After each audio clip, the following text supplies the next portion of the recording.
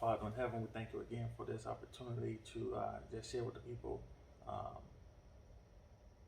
thoughts on, the different issues taking place in society. So we pray that your spirit may be with us, that you may guide us, and that individuals may be encouraged and helped and look to Jesus at the end of it all. We ask these things in his name. Amen.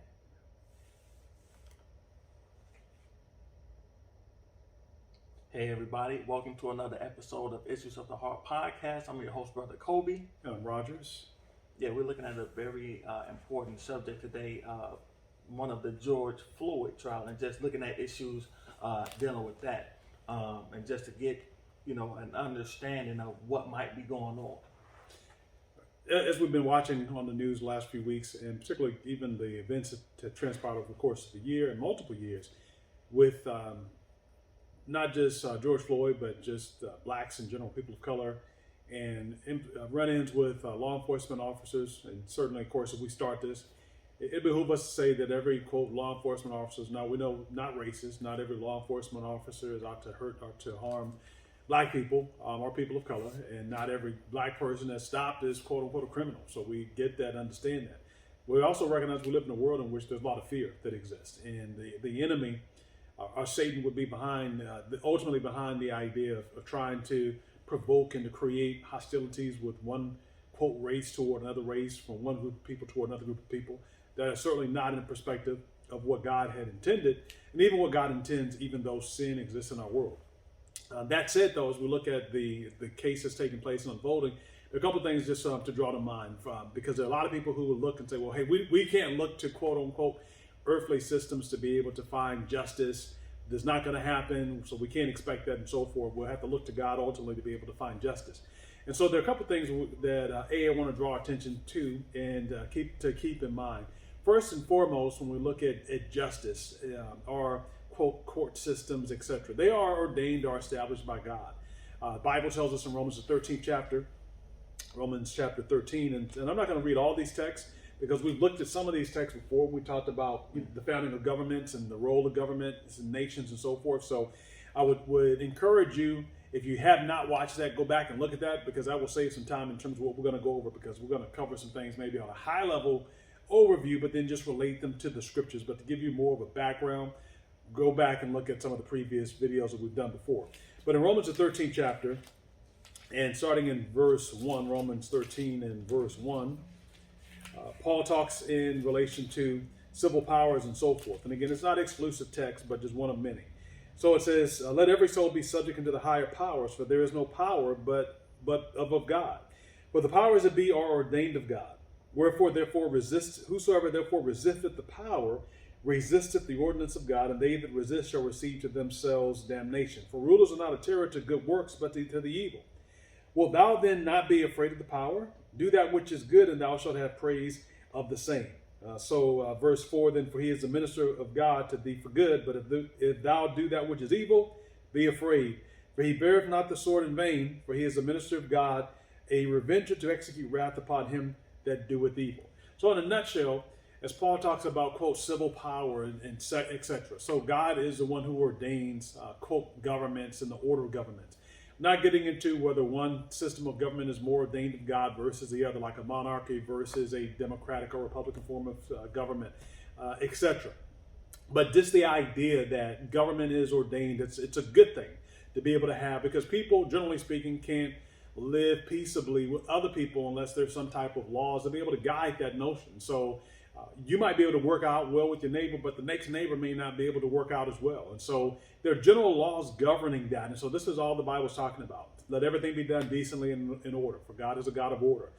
First Peter talks about fearing the king, respecting the king, etc. And so there is a mandate that is there, that not giving, quote, rulers the ability to trample the rights of those that are governed, but rather rulers and the ruled work together and harmoniously, one seeking out the benefit of the other to be able to execute and carry forth God's favor. And so in it, then, what Paul is saying is that when evildoers look at laws, then that holds them in check. It's a buttress against them to doing evil, because they may not respect thou shalt not steal. They may not respect thou shalt not kill, but they may respect, hey, if you kill, you're going to be sent to prison. If you steal and you're caught over a certain amount, there's going to be a penalty, a fine, etc., etc.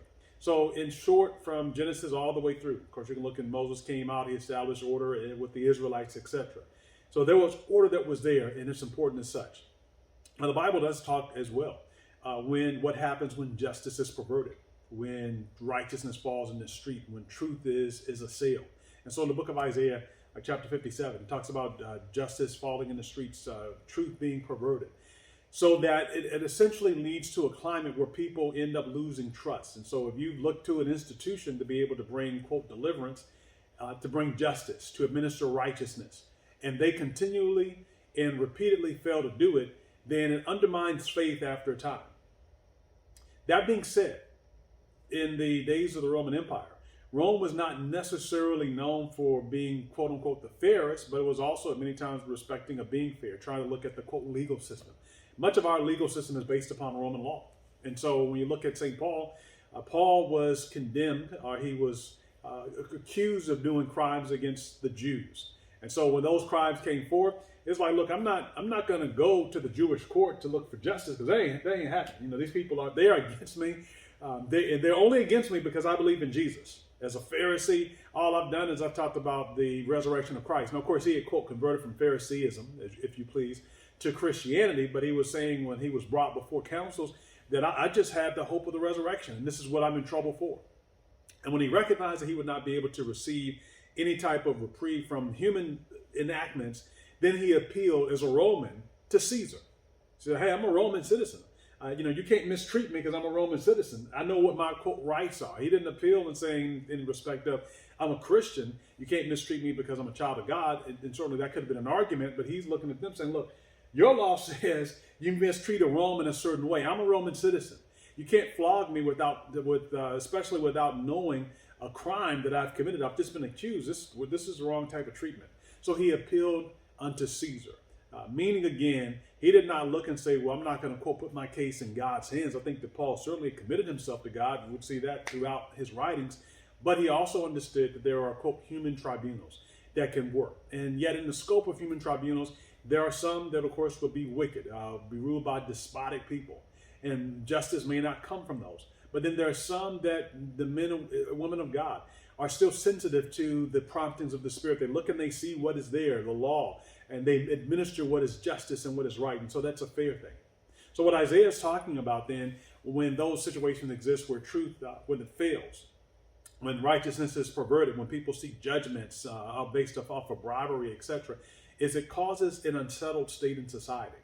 So if it's a situation where, quote, I'm poor and you're rich and you continue to mistreat me, and I go to, quote, the court to the land to be able to seek remediation, and they don't offer it because maybe you paid them off, you bought them off, or something to that effect, it causes an unsettled state in society, so that we begin to question the mores of the laws, what is right, what is wrong.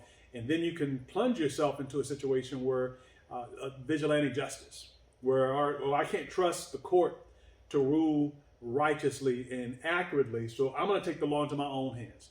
I'm going to administer what I feel is a just reward because I can't trust the courts to do it because they won't do it. That's the danger that one could set themselves into. That being said, when we look at some of the cases, in fact, the case of George Floyd, when you bring forth the charge of murder, and we talked about this just kind of separately, when it's different between murder and between manslaughter and second-degree murder, etc. We all know a person is deceased or dead. But when you start saying murder, you raise the bar high, this high, to be able to find, you have to find evidence. You need to be able to prove that it was malice, that there was intent behind it, and of course that the person was the actual perpetrator of the crime. And so that becomes harder to be able to prove in that respect. And so it'd be the case of if maybe you're driving and you got into your car, God forbid, but you hit someone, okay, and the person died. You could say that, quote, that person was murdered, that person was killed, okay? But if you didn't jump in your car with the malice and the intent of saying, hey, the first person I see, I'm going to run them over, that's not, quote unquote, first degree murder. So the family might say, well, let's charge them with murder, or maybe a person, maybe you're drinking Maybe you were even taking prescription medication. Maybe you were sleep deprived and you got behind the wheel and you should have known better than to do it. I should have known better, but you did it nonetheless. And so you were in an accident. Someone lost their life. Again, to then say, well, let's charge them with murder. You could do that. But now we've made this charge here. So now I have to be able to show the evidence to substantiate that the charge that has been brought forth in the court of law, that I have all the evidence to be able to support it. And so if I can't support it, that Joe got behind the wheel intentionally setting out to murder this person, then the jurors can only rule based off of the evidence that's there. And if I can't show that this was done willfully, intentionally, this was done out of spite, out of malice, ill will, etc., then the jurors are going to come back and say, not guilty. Because the standard is here. And I haven't been able to show that standard. I've shown, okay, that a crime was committed, but I've not established the intent. I've not established the fact that this person did this willfully to take the loss of human life. So now that person is acquitted. And so what does that end up doing? It can lead to unrest, where people now are upset. Well, this isn't right. This person killed this person, and now they're free. Well, again, a lot of it, and sort of the double-edged sword, is the beauty of the way that the laws of the land should work is that if it's a preponderance of evidence beyond a shadow of a doubt. And so in some cases, all you need to do is to present something to create quote unquote doubt. And I'm not saying it's good, not saying it's bad. I'm saying, hey, it's there. And in many respects, it can be a good thing, but it can certainly, as anything else, it can be abused. But if I can show a shadow of doubt or reasonable doubt, then that person then, as a juror, needs to follow through with their conscience. And so as the court case, so I said all that to say, as the case is unfolding, I think that there's clear evidence, obviously, that George Floyd was murdered. And so there's not a technique or practice that was used by the police officer to be able to restrain. And at the same time, when you see that this person is subdued, then it's now time to step back. And so it's not intent saying that Derek Chauvin was setting out to, quote, kill someone. They were setting out to murder someone. I don't think that was the intent. So you may run into a problem with being able to, quote, establish, was this the intent? Was this what was desired, the desired outcome as such? And so it could get a little dicey there. And if it does get dicey in that respect, then again, the jurors have to meet the definition of what was given to them. Has the prosecution shown that this was premeditated, that it was first-degree murder? And that's going to be a really difficult thing to be able to show. And a lot of times when you talk about premeditation, then it could be like I was talking to you and say, you know what, I'm going to get them. And then now it's like, all right, you're called to the court to testify and say, hey, were you aware of any animosity or that Rogers had toward this person? You say, well, yeah, he said he's going to get him. Okay, so now you've been able to establish the fact that I had this intent. Okay, and so that's a lot of times you'll start seeing where a crime of passion, where maybe somebody gets into a fight and someone is killed. It's generally you won't find, quote, murder charges there because you're just fighting and you're upset. But if we got into a fight and then you left and you had time to, quote, cool off, but then you came back and then you shot somebody, then that's a whole different ball game now. Now it's like, okay, yeah, you've moved beyond the heat of the moment. You've moved beyond the passion of it. You went away. You had time to think about it. And after you thought about it, you decided and planned, I'm going to come back and I'm going to shoot this person. Now it becomes a different thing. And so there needs to be some couching around it so that we don't lose faith. Because, again, people say, well, I don't have any faith in the court systems and so forth, ultimately in God. And, yeah, we should have confidence and trust in God. But we also should have confidence in the systems that he has set in place. And we pray that those systems, that they work, that they are effective. But notwithstanding, then it would behoove us to have a well-rounded understanding of it. And sometimes we are set up for failure because there's a lot of pressure that sometimes goes in, because families, communities are saying, hey, we want this charge that's brought.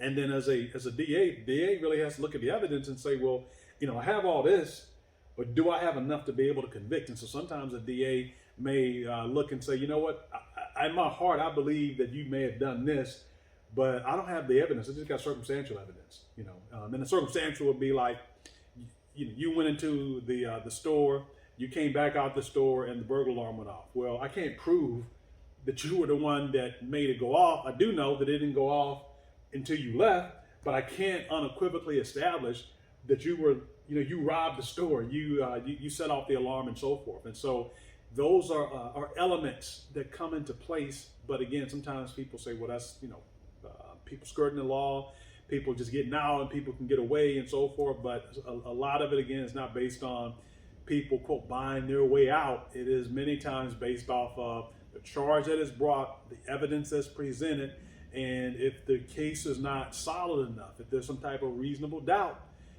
then the person can be freed. And the way our government, our way that our court civil system is set up, our penal code is the Constitution says, hey, you can't be tried for the same thing. Double jeopardy. You cannot. If there's a mistrial, that's one thing. Okay, a mistrial is the case went to court, and then nobody could be able to reach an agreement and so forth. There's a mistrial. So maybe a juror could have been tainted, evidence could have been withheld, et cetera, et cetera. So you may have different reasons for a mistrial. But if the jury finds you, quote, not guilty, you can't come back a week later and say, hey, we found some new evidence. We want to try this person again for the same trial or for the same charge. That doesn't fly. That doesn't hold water. So now they're free. And so even, a person could get off and the jury said not guilty, and a person could come back and say, yeah, I did it. You can't try him again. Okay, yeah, for something different, but you can't try him again. So it's like, with the juice, he could go out and say, I did it.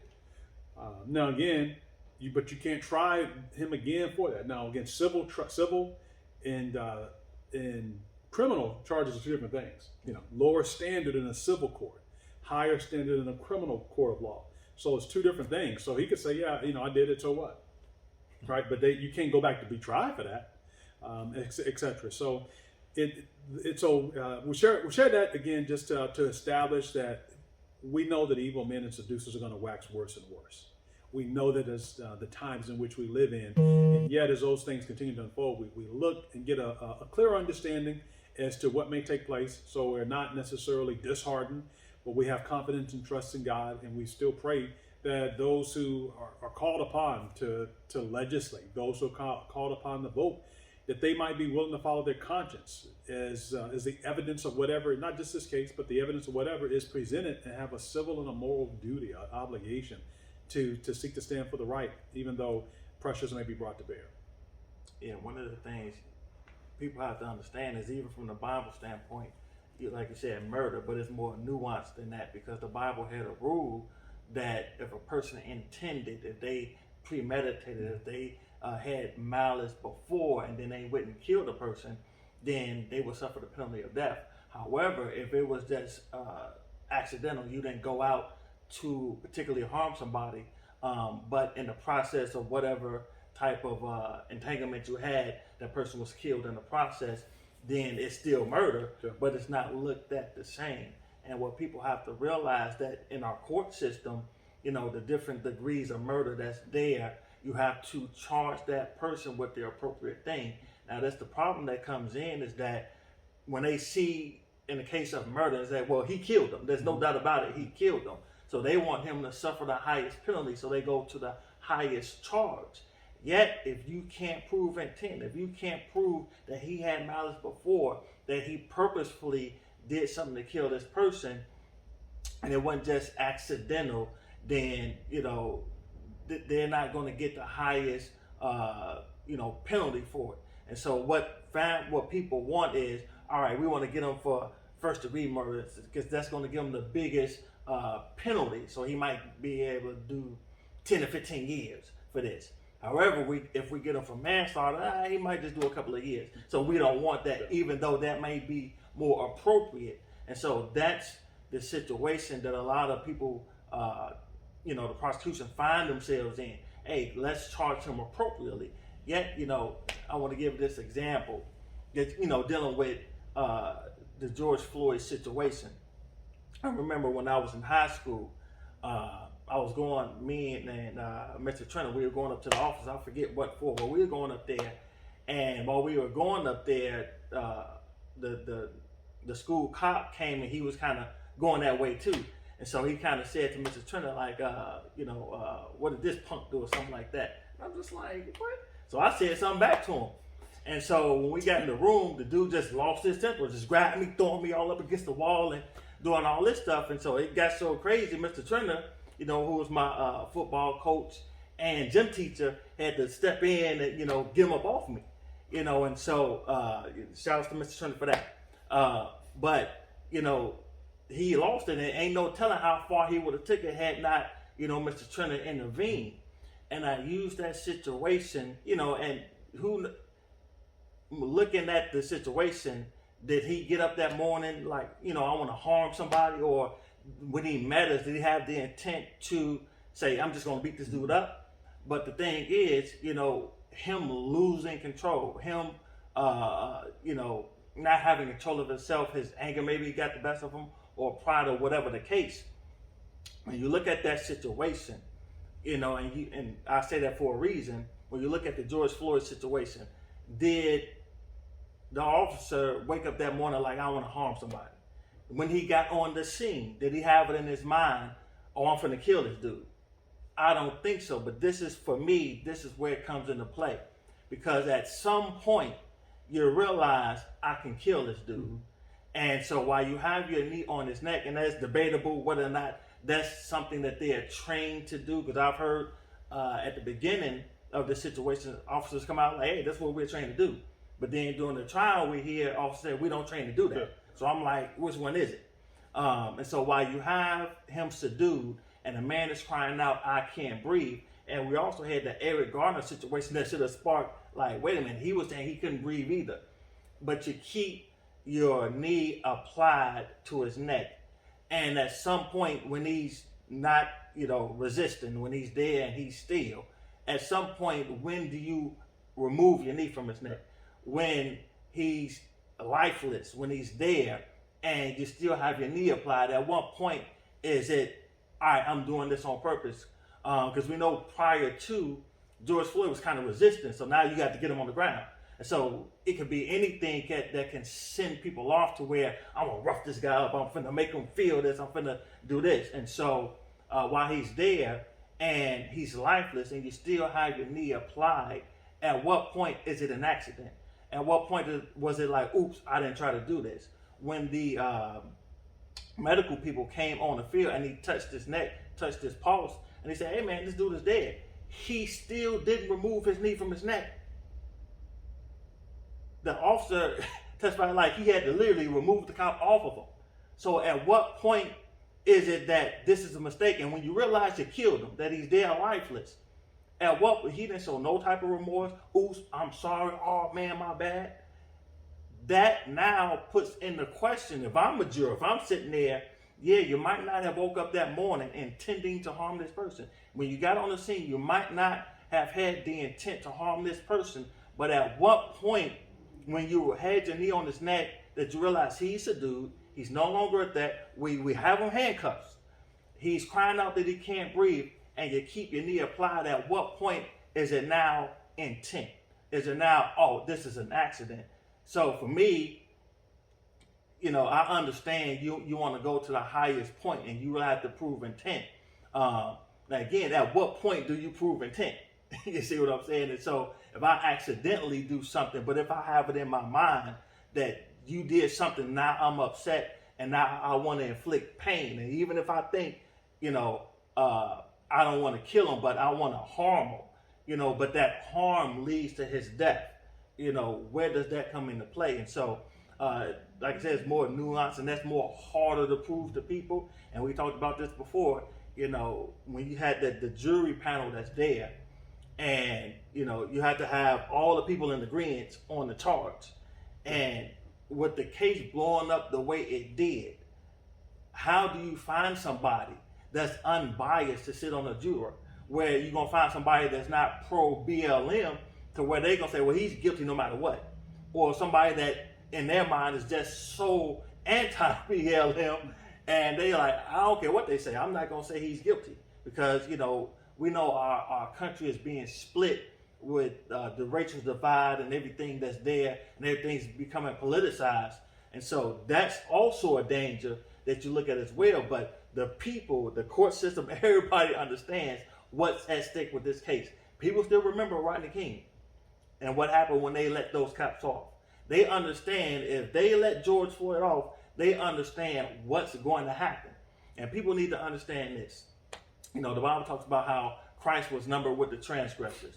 How when he was crucified, he stood up there between two thieves and he took the place of Barabbas. Christ did. Barabbas should have been up there. He was a seditioner. He was a rebel rouser. He was one that, because he felt that the Roman government, they probably was oppressing them as a people, that now we're going to vandalize, we're going to riot, we're going to do all of these things. Christ took his place. And when you look at it, you know, the people that's rioting and the people that want to break things and vandalize and hurt people on account of injustice, that's not something that Christ condoned. But notice Christ was in the place of a person that did that. Christ died for those people as well. But we have to understand that that wasn't the right way to do things just because oppression was going on. We just going to pillage and burn and destroy things. That's not the way of God. So people have to understand that as well, that the Bible doesn't condone that behavior. And I know people might be thinking, well, what do we do then? We can't get, you know, justice in situations for things like this. There's a better way to go about it. But, you know, so it's a lot of things going on with this trial, with the jury that I'm looking at. Like, hey, are people, if we talked about the OJ trial, the lady that was in there, she saw the case where the young girl couldn't get justice when the lady in the convenience store shot her on the back of the head for nothing. Didn't pose a threat at all. And she got off. The officer's getting off. And so when she's sitting at the OJ trial, she's like, I don't care if he did it or not. So he's not guilty in my book. And as you said, all it takes is one.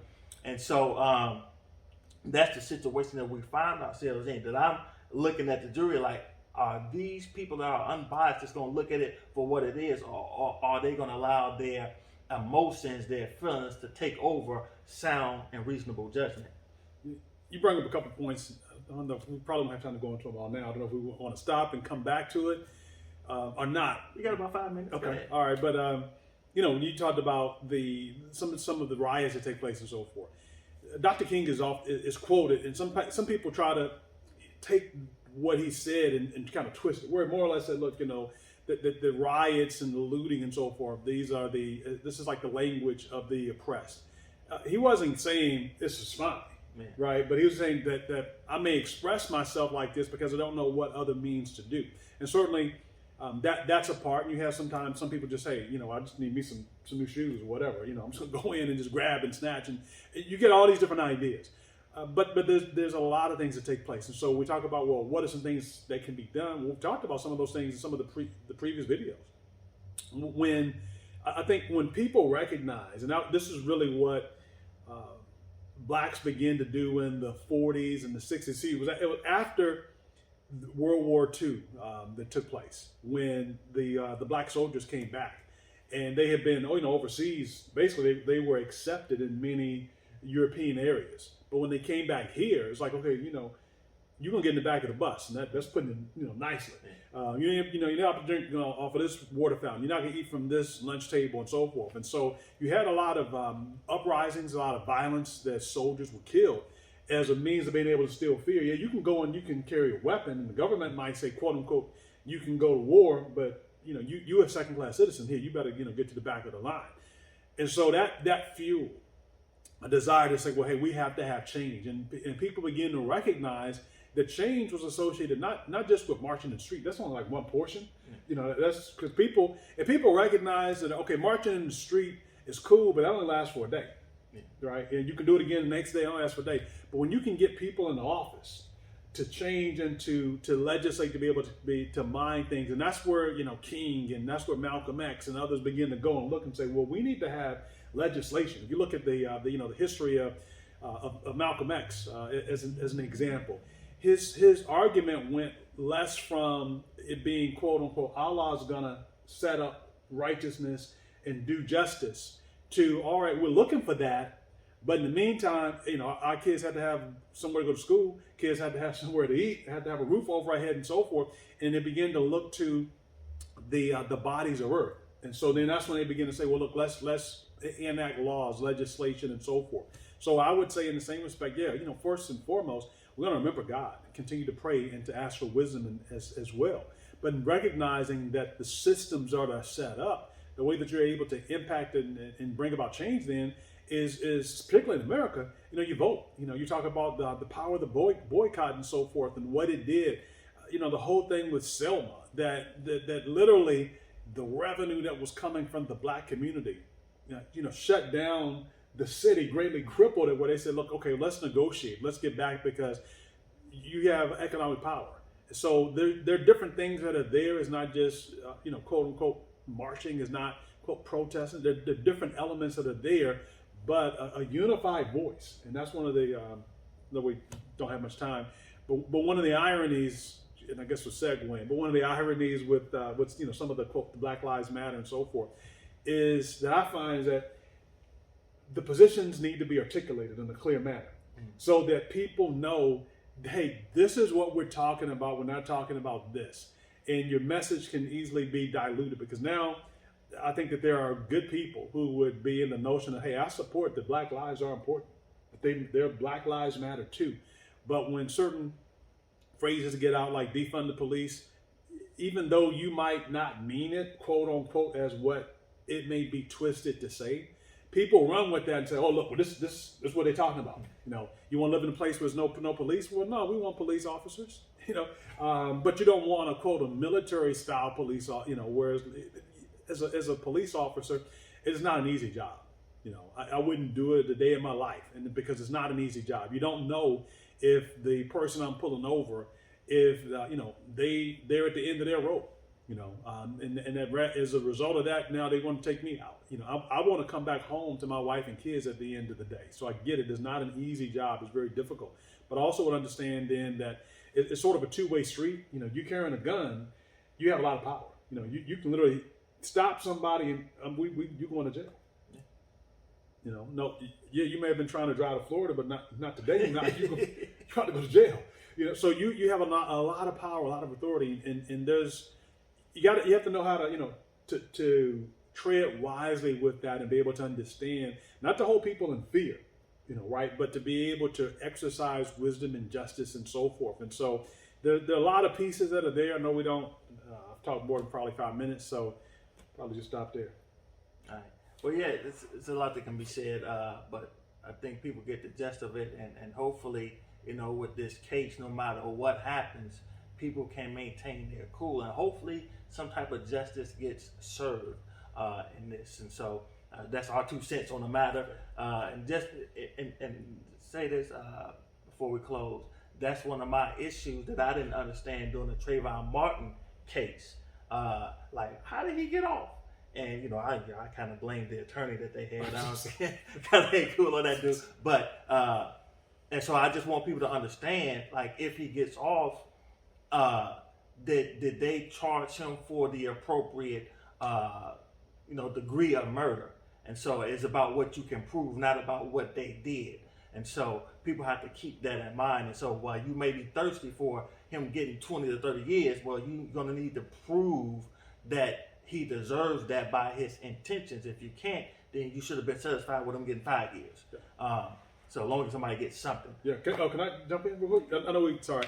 And with that, getting something, then some of that is saying, hey, to the community, look, I get it. We're mad. We're upset. We want him to go away for 40 years or what have you, right? And knowing the way the court system works, that even though you may get 40 years, you could be eligible for parole maybe 10 years. Could be 5 years. I'm not saying that's like a small amount of time, but still, that's the idea. But you say, well, look, we're going to have a hard time proving first-degree murder.